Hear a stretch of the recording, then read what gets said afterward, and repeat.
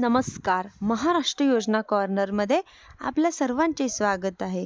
आजच्या व्हिडिओच्या माध्यमातून आपण बघणार आहोत की संजय गांधी निराधार योजना आणि श्रावणबाळ योजना दोन्ही योजनेअंतर्गत जे काही लाभ घेत असतील तर अशा लाभार्थ्यांसाठी चालू घडलेला एक अतिशय महत्त्वाची अपडेट असणार आहे.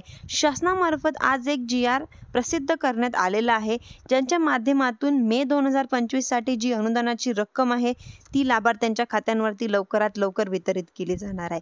तर त्यांच्या GRच्या माध्यमातून संबंधित लाभार्थ्यांना एक अतिशय महत्त्वाची सुद्धा करण्यात आलेली आहे. तर त्याबद्दलची माहिती आपण आजच्या व्हिडिओच्या माध्यमातून जाणून घेणार आहोत. शासनाने या अनुदानाच्या संदर्भात काही सांगितलं आहे, कशाबद्दल सूचना केलेली आहे, काय काय आहे, व्हिडिओवरती आपण संपूर्ण माहिती जाणून घेणार आहोत. तुम्ही जर माझ्या चॅनलवरती पहिल्यांदा आला असाल तर चॅनलला लाईक, सबस्क्राईब आणि शेअर करायला विसरू नका, जेणेकरून अशीच महत्त्वपूर्ण अपडेट्स तुम्हाला पुढे देखील मिळत राहतील.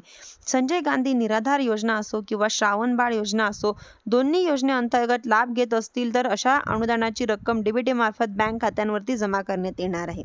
म्हणजेच त्यांच्या खात्यांवरती अनुदानाची रक्कम थेट शासनामार्फत त्यांच्या बँक खात्यांमध्ये जमा केली जाणार आहे. त्यांच्यासाठी त्यांचं आधार कार्ड बँकेला लिंक असणं गरजेचं आहे.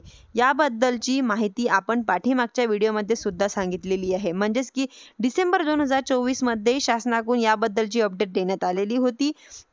एवढी अपडेट देऊन सुद्धा हे आतापर्यंत बऱ्याचशा 10 लाख लाभार्थ्यांचे DBT हे ॲक्टिव्ह झालेले नाही आहेत.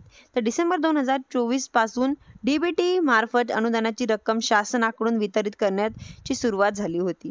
31 जानेवारीपर्यंत दिलेली होती. जर लाभार्थी डिसेंबर आणि जानेवारीमध्ये DBT लिंक नसतील तर बँक खात्यांमध्ये अनुदानाची रक्कम पाठवण्यात आलेली होती. परंतु 31 जानेवारीपर्यंत नंतर ही अनुदान ही रक्कम DBT मार्फत सेंड केली जाणार होती. त्यांच्यामुळे सर्व लाभार्थ्यांना 31 जानेवारीपर्यंत आपल्या खात्याला आधार कार्ड लिंक करणं गरजेचं आहे. अशा पद्धतीने शासनाकडून वारंवार सूचना करून ही DBTची प्रोसेस करून घेतली जाणार आहे. संबंधित अधिकाऱ्यांना सूचना केलेल्या आहेत की ज्यांच्यामुळे भरपूर लाभार्थी DBTला लिंक झालेले आहेत, परंतु अजूनही जे लाभार्थी DBT लिंक नसतील अशा लाभार्थ्यांना आपलं बँक खातं आधार कार्डला लिंक असणं गरजेचं आहे. DBT लिंक करायची आहे, जेणेकरून येणाऱ्या पुढच्या मे महिन्याची अनुदानाची रक्कम असेल तुमच्या बँक खात्यांवरती शासनामार्फत जमा करण्यात येणार आहे. त्याचबरोबर तुमची पाठीमागची रक्कम सुद्धा थकीत राहिलेली असेल तर बँक खात्यांमध्ये शासनाकडून जमा करण्यात येणार आहे. त्यामुळे जास्तीत जास्त लाभार्थ्यांपर्यंत हा व्हिडिओ नक्की शेअर करा आणि DBT लिंक करायला विसरू नका.